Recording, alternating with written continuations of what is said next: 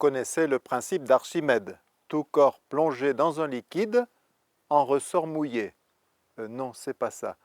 Tout corps plongé dans un liquide est déclaré mort s'il ne reparaît pas au bout d'une heure. Non, c'est pas ça non plus. Tout corps plongé dans un liquide subit une poussée du bas vers le haut proportionnelle à son volume et à sa masse.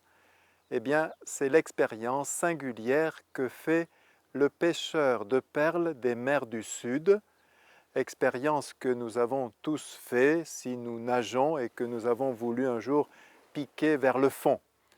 Le pêcheur sent que toute la mer semble le repousser, le maintenir à la surface et l'empêcher de descendre. Mais lui, il est attiré vers le fond par l'espoir et parfois la nécessité, puisque découvrir des perles précieuses, c'est pour sa subsistance et celle de sa famille. Alors, par de vigoureuses brassées et par des coups de pied énergiques, eh bien, petit à petit, il descend vers le fond. C'est un effort énorme, mais qui cède la place à la joie immense quand il aperçoit une perle brillante dans un coquillage ouvert. Eh bien, c'est l'expérience chrétienne. Notre orgueil nous maintient à la surface, nous nous satisferions facilement de petites ambitions qui nous élèveraient un tout petit peu, mais nous savons que nous avons à plonger en profondeur. C'est Madeleine Delbrel qui disait « Va aux confins de la terre, tu trouveras des traces de Dieu, descends au fond de ton cœur, tu trouveras Dieu. » Et le pape Jean-Paul II avait donné comme titre à son exhortation apostolique de l'an 2000 « Duc in altum », que l'on peut traduire par « avance au large », mais également « avance en eau profonde ».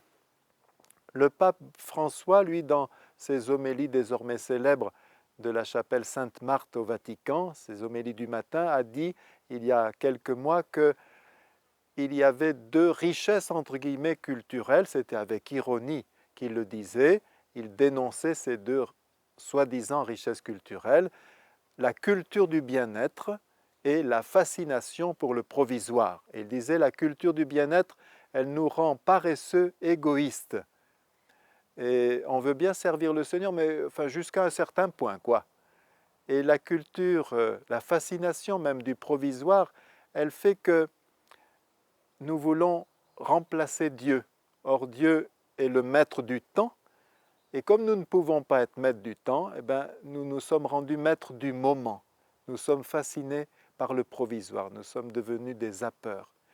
Or, pour descendre, chercher les grâces du Seigneur, il faut s'inscrire dans du définitif. Et cela, c'est difficile pour tout le monde, quelle que soit notre situation de vie. Peut-être vous rappelez-vous la belle chanson de Bourvil, souriante mais pathétique. « Si j'étais ton sac à main, tu aurais toujours peur de me perdre. Si j'étais ton calepin, tu me fixerais des rendez-vous. Si j'étais ton collier, je serais suspendu à ton cou. Si j'étais tes souliers, j'irais partout où tu irais. Si j'étais ton visage, tu me regarderais avec amour. Si j'étais le soleil, tu m'offrirais ton cœur. Si j'étais ton chien, tu me couvrirais de caresses. Mais je ne suis rien que moi, je ne suis rien pour toi, je ne suis que ton mari. » Or, Tolstoï, le grand Tolstoï, a dit que celui qui n'a connu qu'une femme dans sa vie en sait plus sur la femme que celui qui en aurait connu 1000. Et Dostoïevski a lui aussi cette belle réflexion, il dit « On n'épouse pas une femme parce qu'elle est belle, mais elle est belle parce qu'on l'épouse. On l'épouse chaque jour, on l'aime chaque jour. » Mais cette difficulté à s'inscrire dans le définitif, elle est aussi vraie pour ceux qui font profession religieuse, pour les prêtres. On pense à ce joli mot du saint curé d'Ars, saint Jean-Marie Vianney. Un jour, son évêque, monseigneur de Belley, lui demande à brûle-pourpoint « Dites, monsieur le curé, qu'est-ce qu'il faudrait faire pour que les prêtres soient des prêtres heureux dans leur sacerdoce ?» Et le malicieux petit curé d'Ars a répondu « Je crois bien, monseigneur, qu'il faudrait qu'ils restent toute leur vie séminaristes. » Et oui, parce que quand on est au commencement, on est tout feu, tout flamme. Et séminariste, séminaire, ça vient de sémen, la semence. Quand on sème, eh bien, on est enthousiaste. On a les moyens de mobiliser toutes nos énergies. Alors que faut-il faire pour rester toute sa vie séminariste, pour rester toute sa vie amoureux? Eh bien, il y a au moins 5 points. D'abord, l'importance de l'Eucharistie dans nos vies, parce qu'elle nous fait entretenir la mémoire, le merci, elle nous fait rester dans la jeunesse en quelque sorte. Deuxièmement, faire comme Salomon, demander au Seigneur le discernement, qui nous évite de nous éclater, mais au contraire qui nous permet de nous unifier en nous orientant vers le bien. Il y a également le beau conseil du Père Denis Sonnet, que les couples fassent un voyage de noces par an. C'est le conseil pour tous de faire un temps fort, où le Seigneur pourra justement refaire nos forces. Il y a également le moyen traditionnel qui est d'avoir toujours un livre de spiritualité en cours.